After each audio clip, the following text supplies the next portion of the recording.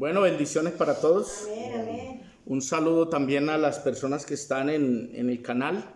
Un saludo especial a todos los hermanos que nos ven en otros países y les bendecimos en el nombre del Señor. Pedimos a Dios que Dios esté con ustedes, los esté guardando.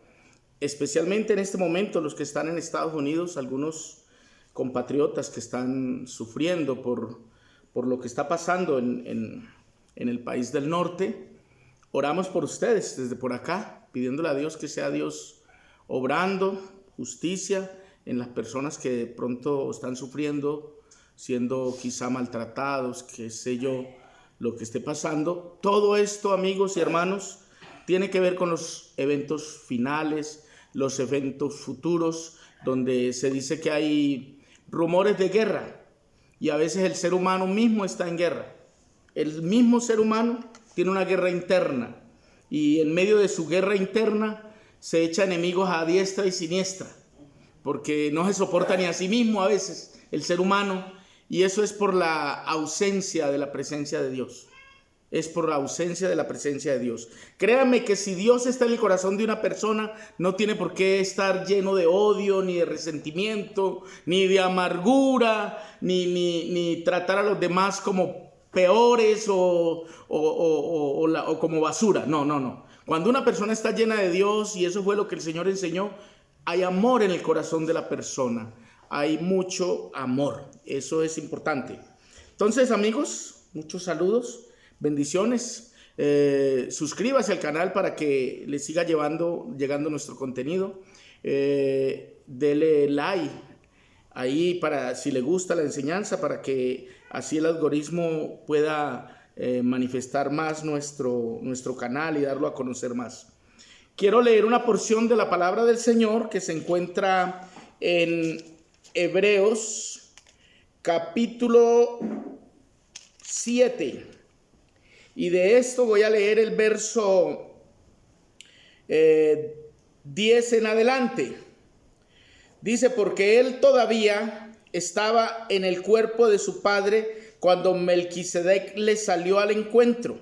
Ahora bien, si fuera posible lograr la perfección por medio del sacerdocio levítico, porque bajo el pueblo ha recibido la ley, ¿qué necesidad habría aún de que se levantase otro sacerdote según el orden de Melquisedec y que no fuese llamado según el orden de Aarón?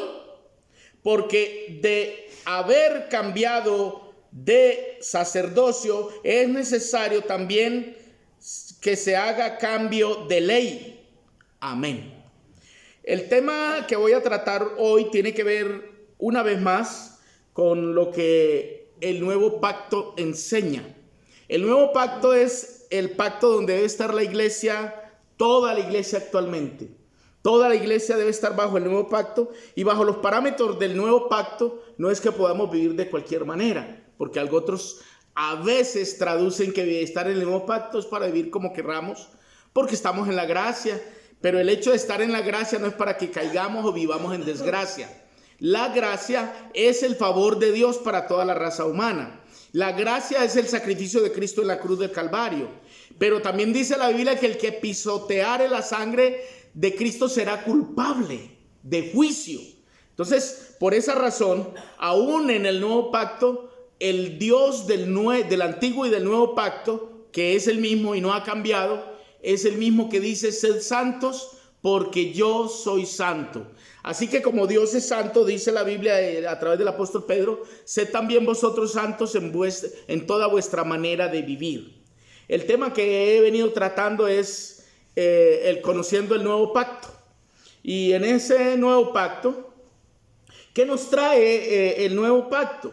Nos trae una explicación del concepto que la Biblia da acerca de los pactos que Dios ha hecho con el hombre a través de todo el tiempo de la existencia del hombre en el planeta.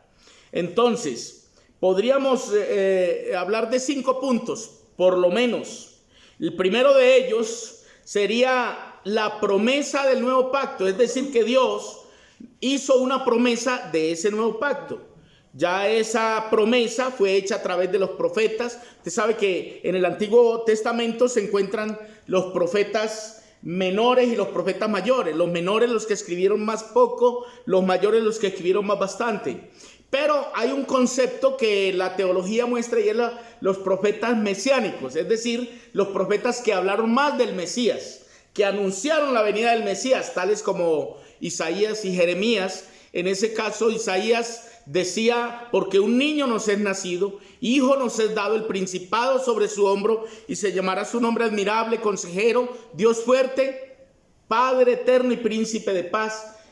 Dando a entender Isaías con eso que iba a venir un salvador para el pueblo, que iba a venir un libertador, anunciando la venida del Mesías. El mismo Isaías es el que dice en Isaías 7:14, porque un niño, dice: he aquí que la Virgen concebirá y dará a luz un hijo y llamará su nombre Manuel. Esas son profecías de Isaías que luego se cumplieron cuando nació el Salvador del mundo a través de la bienaventurada Virgen María. Entonces, esas profecías están hablando acerca de las promesas, que son las promesas de Dios para el hombre. Entonces, como hablamos de las promesas, y lo primero que vamos a mencionar como en el punto número 1 es la promesa del nuevo pacto. Y esa la encontramos en Jeremías 31:31 y el verso 34, donde dice: he aquí que vienen días, dice el Señor, en los cuales haré nuevo pacto con la casa de Israel y con la casa de Judá. No como el pacto que hice con sus padres, es decir, con el pueblo de Israel. Dice: porque ellos no permanecieron en mi pacto y yo me desentendí de ellos. Por esto, entonces, Él está prometiendo, es la promesa. Y eso sucedió cuando se dijeron las palabras, eso fue más o menos cerca de 700 años antes de Cristo. Y esa promesa no fue solamente en Jeremías 31, también la tiene Ezequiel, el profeta Ezequiel, en el capítulo 36 del 26 al 27, también habla de un nuevo, dice que pondría sobre los seres humanos un nuevo corazón, un nuevo espíritu. ¿Por qué? Porque es que el corazón del ser humano hasta en ese entonces estaba empedernecido, es decir, convertido casi en piedra por el corazón duro del ser humano. Hoy todavía encontramos gente con corazón duro, ¿cierto? Pero cuando la persona le abre el corazón a la palabra de Dios, le abre el corazón a Cristo, ese corazón tiene que ser ablandado por el amor de Dios. Amén. El amor de Dios, cuando es derramado a través del Espíritu Santo en la vida de una persona, tiene la misión de convertir el corazón de piedra a un corazón de carne, a un corazón, la comparación de un corazón de piedra a un corazón de carne es porque el corazón de carne es sensible. ¿Es sensible a qué? Es sensible al tacto, es sensible a las sensaciones, pero hay corazones muy duros, que no tienen compasión con el otro. Y por eso vemos las guerras, y por eso vemos las riñas entre grupos, y las riñas entre países, y las riñas entre mandatarios, odio de aquí para allá y de allá para acá, porque hay un corazón duro en el ser humano. En el hogar, ¿qué vemos? En el hogar vemos a veces los hogares que no tienen temor de Dios, pelea entre esposo, esposa, hijos con hijos, se aruñan la cara, se maltratan, se tratan mal. En este planeta, ¿qué vemos? Los vecinos odiando al otro vecino, tratándose mal. Y eso no es lo que Dios quiere. Lo que Dios quiere es que haya armonía entre nosotros. Dios quiere que haya amor entre nosotros, porque Él dijo: en esto conocerán ustedes que son mis discípulos, en que tienen amor los unos por los otros. Entonces, aquí cuando hablamos de la promesa de un nuevo pacto, entonces también hay una promesa de un nuevo corazón y un nuevo espíritu. Ahora, en Hebreos 8:6, del 6 al 13, ahí encontramos algo bien interesante que tiene que ver con parte del cumplimiento de esto. Dice que Jesús es el mediador de ese nuevo pacto. En Hebreos 8:6 dice: pero ahora Jesús ha alcanzado un ministerio sacerdotal tanto más excelente, por cuanto Él es mediador de un pacto. Mire lo que dice ese pacto superior, que ha sido establecido sobre mejores promesas. Es decir, un pacto mucho mejor que el que había. ¿Eso a qué nos lleva? Al segundo punto. El segundo punto tiene que ver con el cumplimiento del nuevo pacto en Jesucristo. El segundo punto es que nosotros podemos ver que eso que se prometió se cumplió. No es como las promesas que hoy día hacen algunos personajes, ¿sí? Uno a veces le promete a la esposa o le promete a los hijos y todo está sujeto a si se puede, si se puede. Es decir, es un compromiso, pero vamos a ver si se puede. Y a veces no se puede. Pero con Dios no es si se puede, no. Dios promete y Él cumple.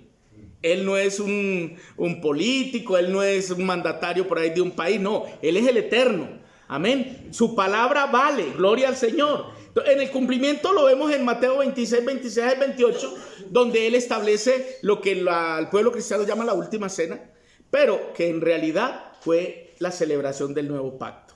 Eso lo estuvimos viendo ayer. La última cena es la celebración de ese nuevo pacto. Y para confirmación de que no es solamente está en Mateo 26, 26 al 28, también lo encuentras en Lucas capítulo 22, el verso 20, donde Él ofrece y hace el brindis con la copa, en la cual Él dice: este es el nuevo pacto en mi sangre, sangre que por ustedes es derramada. Y obviamente el recordatorio que nos da en Hebreos, el escritor a Hebreos, que recuerda todo esto y el cumplimiento de ese pacto, en Hebreos 9:15, que tengo aquí mi Biblia abierta en Hebreos 15, 9, el verso 15, y dice de la siguiente manera, dice: por esta razón también es mediador del nuevo pacto, para que los que han sido llamados reciban la promesa de la herencia eterna, ya que intervino muerte para redimirlos de las transgresiones bajo el primer pacto. ¿Cuáles transgresiones? Las transgresiones que bajo el primer pacto nos maldecían, porque dice: el que peca muere irremisiblemente. La paga del pecado es ¿qué? La muerte. Eso era lo que decía el primer pacto. Pero en el nuevo pacto, con la sangre de Cristo, hay perdón de pecados por su nombre, por el derramamiento de su sangre sobre todos aquellos que aceptamos el sacrificio de Cristo en el Calvario. Entonces, ese es el cumplimiento, es la ejecución de aquello que se prometió en el antiguo, el cumplimiento en el nuevo. Y nosotros que somos de este tiempo, del tiempo de la gracia, del tiempo del nuevo pacto, mucho después que habla Mateo, que eso sucedió hace 2000 años, pero lo de Hebreos sucedió más o menos 70 años después que lo escribe el escritor. Hoy nosotros sabemos que es una realidad, que eso tuvo cumplimiento. La historia lo dicen las Santas Escrituras, lo dice la palabra de Dios, y eso es un hecho comprobable por las Escrituras. Ahora bien, el punto tercero que debemos tratar es el perdón de los pecados. ¿Qué logramos en el nuevo pacto? ¿Qué se logra? ¿Qué es lo que es el nuevo pacto? Es el perdón de pecados. Hebreos 10, verso 16 al 17, tiene la escritura lo siguiente. Dice: este es el pacto que haré con ellos después de aquellos días, dice el Señor. Pondré mis leyes en su corazón y en su mente las escribiré. Y añade, dice: de los pecados e iniquidades de ellos nunca más me acordaré, pues donde hay perdón de pecados no hay más ofrenda por el pecado. Ese es uno de los beneficios de este nuevo pacto. Amén. Recuerden que en el Antiguo Testamento, al pecador lo llevaban al tabernáculo y tenía que llevar una oveja, un cordero, un palomino y sacrificar ese animal, y con la sangre de ese animal supuestamente se tapaba o se cubría el pecado de la persona. Pero hoy día tenemos la sangre preciosa de Cristo, la sangre más poderosa que tiene poder para limpiar el pecado del mundo completo, si el mundo completo se rinde a los pies de Cristo. Amén. Porque es que ahí está la clave. No es que porque Cristo murió ya todo el mundo está perdonado. No, todo aquel que lo recibe. Dice que a los que le recibieron, a los que creen en su nombre, les dio potestad, les dio autoridad de ser llamados hijos de Dios. Amén. Perdón. Entonces encontramos también en 1 de Juan 1:9, la carta del apóstol Juan, la primera carta, en el capítulo 1 y el verso 9. En esa carta encontramos algo que a veces uno no comprende, no entiende. Léalo, hermano, si lo encontró usted. Primera de Juan 1:9. Sí, léalo. Si confesamos nuestros pecados, Él es fiel y justo para perdonar nuestros pecados. Amén. Y limpiarnos de toda maldad. Entonces, ¿qué es lo que hay que hacer para poder ser perdonados los pecados? Confesar nuestros pecados. Amén. Es decir, acercarnos a Él, esa roca eterna, aceptar esa redención, pero es necesario confesar nuestros pecados delante de Él y pedirle perdón. Ahora, al pedir perdón, ¿qué tenemos que hacer? Dejar de pecar, porque ese cuento de que pido perdón y voy y hago lo mismo y vuelvo y lo hago, eso no es así. O sea, no debe ser así. Si hay un arrepentimiento, debe surgir un cambio. Por causa del arrepentimiento de la persona, tiene que mostrar un cambio. O si no, no sería arrepentimiento, sería un fuego, sería una charla, ¿cierto? Sería una recocha. Pero no, se supone que al confesar nuestros pecados, los confesamos, somos perdonados, pero se supone que no lo debemos hacer. Recuerden en una ocasión que Jesús se encuentra con una mujer que era acusada de adulterio. Se la traen, ¿cierto? Y le preguntan a él, mira, ella fue sorprendida en adulterio. ¿Qué crees tú que debemos hacer con ella? Ellos le hacían esa pregunta para tentarlo, para ver qué decía, a ver si lo podían acusar de algo. Y él les dijo, bueno, el que ustedes estén limpios de pecado sea el primero en arrojar piedra contra ella. Y ella se quedó ahí esperando esos pedradones que le iban a tirar, porque la ley decía que cualquiera que fuera sorprendido tenía que morir apedreado. Era una de los castigos que había para el pecado. Y ella queda esperando, pero resulta que ellos fueron acusados por su conciencia. Fueron arrojando sus piedras y se iban, porque les venían pensamientos de que ellos no estaban libres, de que realmente ellos eran pecadores también. Amén. Entonces se iban yendo y la mujer queda sola con el Señor. Y dice que ella comienza a mirar, no hay nadie, y Jesús le pregunta, mujer, ¿dónde están los que te acusaban? Y ella dice, ninguno, Señor, todos se han ido. Entonces él le dice estas palabras, mire lo que le dice, ni yo te condeno, vete y no peques más. Eso es lo que está diciendo acerca del arrepentimiento. Es decir, que si ella se había arrepentido de ese pecado que la acusaban, ella tenía que irse, pero no volver a repetirlo. Amén. Y es lo que tenemos que hacer nosotros. Con eso nos muestra que nosotros también, después del arrepentimiento, tenemos que cambiar. Y ahí entonces, ¿qué se aplica? Una nueva vida. Ahí comienza, hay un nuevo comienzo para la persona. Quisiera que también, hermano, me ayude a leer Efesios 1:7. ¿Qué dice Efesios 1:7?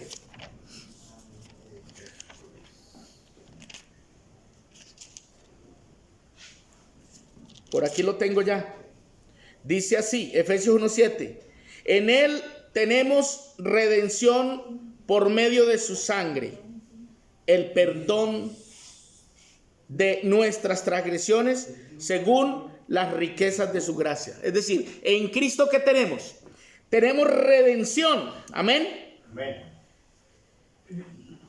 Redención por medio de su sangre. Quiere decir que la sangre vertida en la cruz del Calvario equiparaba o era comparable a la sangre del cordero con la cual redimían a la persona cuando venía a pedir perdón, a buscar perdón. Tenía que traer ese cordero y el cordero era sacrificado. Es decir, el cordero moría en lugar de la persona. Y esa sangre vertida era lo que hacía que se cubriera el pecado de la persona. Con Cristo, ¿qué pasa? Porque esto es un mejor pacto, porque en Cristo ya no tienen que morir los animalitos. Cristo murió una sola vez por todo el mundo. Amén, amén. Amén. Por eso es un pacto muy poderoso. Por eso es un pacto que debemos amar, debemos valorar. Amén. Amén. Es un pacto que debemos como respetar y predicar, hablarlo. Esa es la redención. En eso consiste, que muere un inocente por un culpable. Y como dice Pablo, que en Cristo no se halló pecado ni se halló engaño en su boca.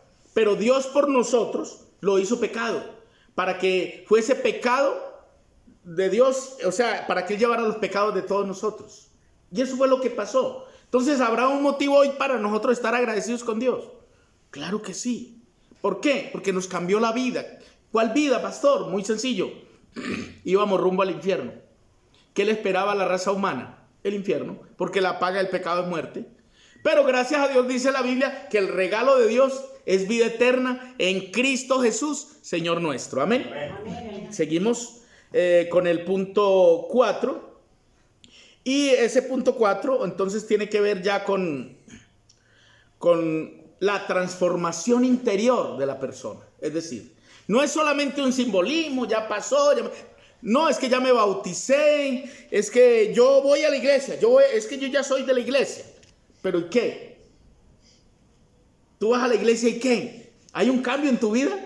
¿Amén? Amén. O sea, tienes que experimentar la nueva vida en Cristo. No es cuestión de que yo voy o yo leo y yo esto. No. Tienes que experimentar una relación personal con Cristo. Gloria a Dios.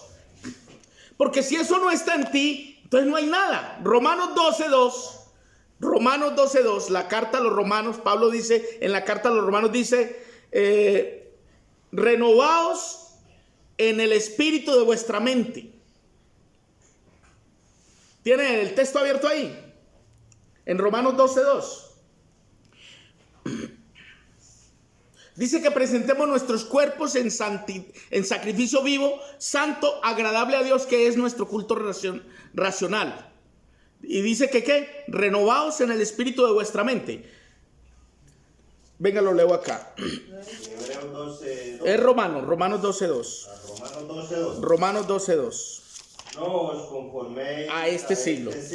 Amén. Sino transformaos por medio de la renovación Amén. de nuestro entendimiento, para que comprobéis cuál sea la buena voluntad de Dios, agradable y perfecta. Nos dice que no nos conformemos a este siglo. ¿Qué quiere decir? Que no nos conformemos a lo que estamos viviendo actualmente. Al siglo es lo que está viviendo el mundo actualmente. El mundo se desboca en apetitos carnales, en rumbas, en bailes, en vicios, en una cantidad de cosas que ofrece el mundo. Eso es lo que ofrece el mundo. Pero Pablo dice que no nos conformemos. O sea, no nos dejemos llevar del mundo, porque el mundo no está ofreciendo algo bonito. Más bien dice que nosotros debemos ser ¿qué? Transformados por medio de la renovación de nuestro entendimiento. ¿Y cómo hacemos eso? A través de la palabra. La palabra te renueva. La palabra de Dios, al escucharla, al estar expuesto a ella, renueva tu mente. Gloria a Dios. Y tienes que dar lugar al Espíritu de Dios que te renueve. Somos renovados a través del Espíritu Santo. La carta a los Corintios, la segunda carta, en el capítulo 5, el verso 17, muestra algo muy bonito, lo dice el apóstol Pablo. Dice, de modo que si alguno está en Cristo, es una nueva criatura. Las cosas viejas pasaron. He aquí todas son hechas nuevas. O sea, ¿qué es lo que trae Cristo? Trae que nosotros, o sea, al nosotros estar implantados en Cristo, o Cristo implantado en nuestra vida, tiene que traer una nueva vida, amén. Ya hay una renovación de la mente. Ahora dice Pablo, si usted está en Cristo, hermana, si está en Cristo, usted es una nueva criatura. Amigo, si usted está en Cristo, si usted se mete en Cristo, usted es una nueva criatura. Por eso de modo quiere decir de manera, o sea que si alguno está en Cristo es porque es una nueva criatura. Si no es una nueva criatura, entonces usted no está en Cristo nada. Qué pena. Le falta. Amén. Y Gálatas capítulo 5, el verso 22, habla del fruto del Espíritu. ¿Por qué? Porque allí en ese capítulo, el capítulo 5, desde el verso 18, 19 en adelante, está hablando de las obras de la carne, pero también de la obra del Espíritu. La obra de la carne y el fruto del Espíritu, o sea, el fruto que produce la carne sin Cristo y el fruto del Espíritu. Cuando usted ve los frutos de la carne son terribles. Hay odio, allí hay ira, hay una cantidad de cosas hasta vulgares mencionarlas. Léalo, hermano, por favor. Gálatas, ¿qué, hermano? Gálatas capítulo 5 del verso 19 en adelante.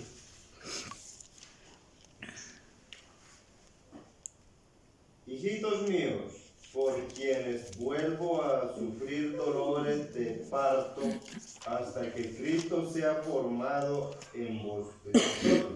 Sí. Quisiera estar con vosotros ahora mismo y cambiar de todo, pues estoy perplejo en cuanto a vosotros. No, está leyendo donde no es. Gálatas 5:19. Dice, ahora bien, las obras de la carne son evidentes. Estas son, mire lo que menciona, inmoralidad sexual, impureza, desenfreno, idolatría, hechicería. Todo esto era lo que vivíamos, ¿cierto? Entonces, cuando decimos que somos nueva criatura es porque todo eso tiene que pasar, amén. Todo eso tiene que irse, ¿sí o no? Eso dice Gálatas 5:19 y lo dice hasta el verso 21, donde finaliza diciendo: envidia, borracheras, orgías, cosas semejantes a estas. ¿Por qué digo así? Porque hay muchas otras, amén. O sea, la lista es larga, la lista es inmensa. Y dígame, si alguna de esas cosas que estaba allá no habíamos practicado nosotros antes de conocer a Cristo, ¿cierto que sí? Y esas son las cosas que tienen que irse a la basura ya, tienen que quedar atrás, amén. Amén. Bueno, entonces, ahora dice, que es lo que quiero mostrarle, que con el nuevo pacto, ¿qué llega? La llenura del Espíritu de Dios, porque en el nuevo pacto es el ministerio del Espíritu obrando en nosotros. Eso es el nuevo pacto. Ahora ya es el Espíritu de Dios dirigiendo la vida del ser humano. Y en esa dirección, o en esa llenura del Espíritu Santo en el ser humano, en el nuevo pacto, dice la Biblia entonces lo siguiente, el verso 22, pero el fruto del Espíritu es, y empieza, amor. Por eso les decía desde el comienzo que no es posible que una persona que tenga a Dios en su corazón tenga odio, amargura, resentimiento, sea racista contra los demás, los trate mal y se hace llamar cristiano. ¿Y qué tipo de cristiano es que humilla a los demás? ¿Qué tipo de cristiano es que quiere hacer lo que le da la gana por encima de los derechos de los demás? ¿Cierto que no parece? Sí. Puede decir muchas cosas acerca del cristianismo, pero si tiene odio, no hay nada. Porque en esto conocerán ustedes que son mis discípulos. Lo dijo Cristo, en que tienen amor los unos por los otros. Pero en algunos personajes que se hacen llamar cristianos, yo a veces lo que veo es que lo que sienten hacia los demás es odio, es amargura, hablan mal del otro, le buscan todo lo malo para sacárselo a la luz y exponerlo ante los demás. Cualquier fallita así se la sacan y se la divulgan a los demás, descuartizando a la persona. Y uno dice, ¿dónde está el amor de esa gente? ¿Dónde está el cristianismo que predican? Entonces uno dice, ahí no hay nada. Amén. Amén. Bendito el nombre del Señor. Entonces por eso dice, pero el fruto del Espíritu es amor primero, luego gozo. Entonces no tiene por qué estar amargado uno. Paz, paciencia, benignidad, bondad, fe, mansedumbre, dominio propio. Contra tales cosas no hay ley, hermano. Y eso es lo que debe haber en la vida del creyente. Esa naturaleza pecaminosa tiene que ser transformada o cambiada por el poder del Espíritu de Dios. Amén. Y en ese sentido, entonces, podríamos decir que el ser humano de verdad está viviendo bajo un nuevo pacto, que eso es lo que trae el nuevo pacto, un cambio. Gloria al Señor. Y el punto 5 es la esperanza de la vida eterna. Eso también lo trae el nuevo pacto. Trae la esperanza de la vida eterna. ¿Por qué? Porque antes de la cruz, antes de que Cristo celebrara el nuevo pacto, pues todo el que pecaba moría, no había esperanza de vida eterna. Pero después que Cristo muere en la cruz del Calvario, hay una promesa de vida eterna para todos los que están en él. Juan 3:16, por ejemplo, dice, amén, en 3:16, ¿qué dice Juan 3:16? Porque de tal manera amó Dios al mundo, que ha dado su Hijo unigénito para que todo aquel que en él crea no se pierda, sino que tenga. Hay una promesa de vida eterna en el nuevo pacto. Amén. En el nuevo pacto también hay una herencia incorruptible. Léala en Primera de Pedro 1:3. Primera de Pedro, primera carta del apóstol Pedro, capítulo 1, el verso 3.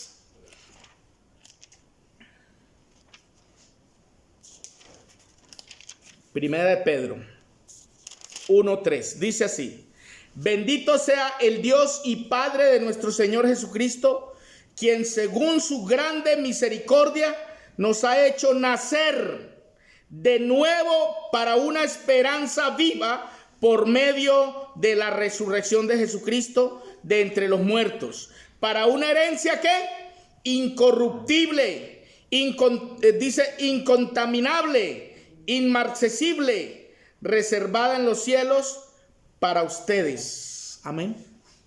Y para mí. Esa es la herencia. Es una herencia eterna para todo aquel que se acerque a Él. Gloria al Señor. Amén. Amén. Y Romanos 6:23 dice que el don de Dios es vida eterna en Cristo Jesús, Señor nuestro. Ese texto lo sabemos mucho de memoria. Dice, porque la paga del pecado es muerte, pero la dádiva de Dios es vida eterna en Cristo Jesús, Señor nuestro. Eso es lo que trae el nuevo pacto. Amén. Amén. Gloria al Señor. Y finalmente, ya finalizando, lo último, el punto 6, es que el nuevo pacto nos ayuda a realizar una comunidad de fe.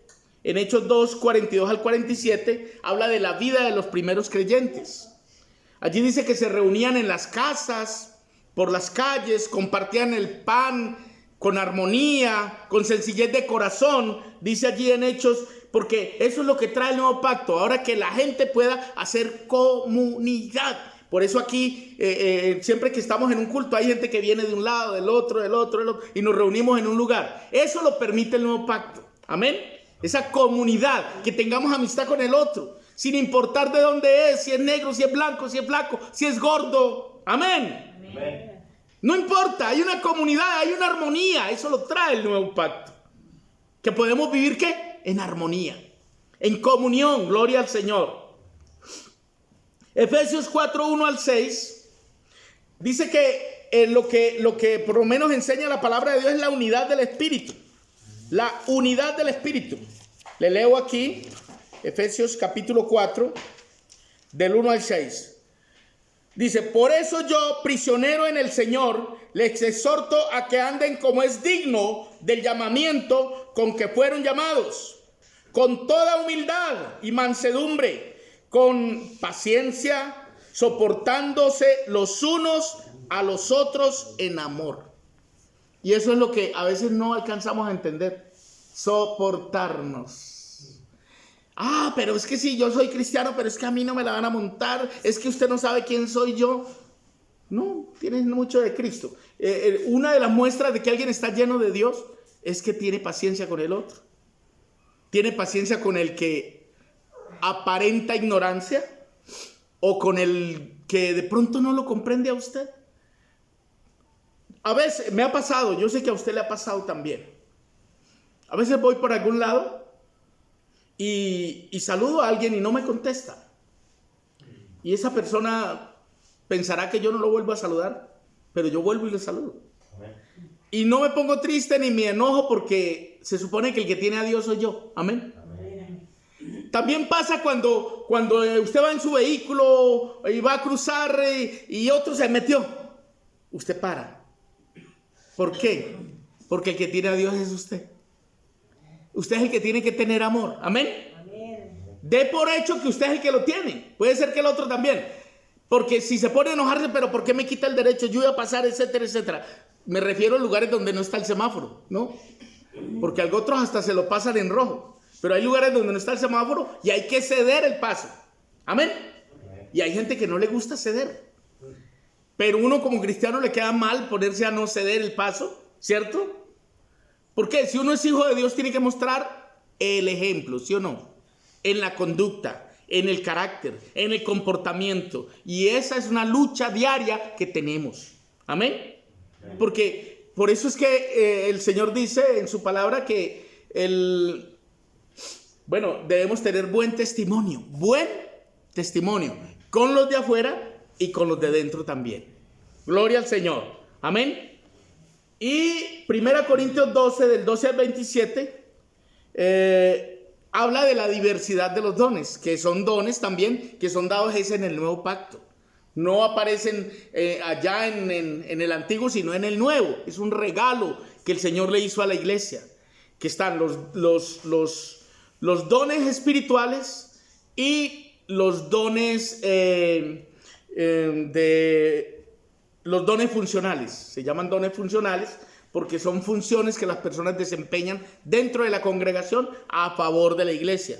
En 1 Corintios 12 están los dones del Espíritu, que tienen que ver con dones de servicio, con dones de sanidad, con dones de revelación, todos los que hay allí, que ese ya será otro tema, se tocará ese punto, pero eso nos llega siempre es por el nuevo pacto. Por el nuevo pacto en la sangre nos es dado todo esto. O sea, todo eso lo es dado a la iglesia. Amén. Póngase en pie, hermanos. Vamos a darle gracias a Dios para estar agradecidos por todo lo que Dios nos ha dado en el nuevo pacto, que viene lleno de promesas, de bendiciones, porque es un mejor pacto sobre mejores promesas para el pueblo. Oremos. Soberano Padre,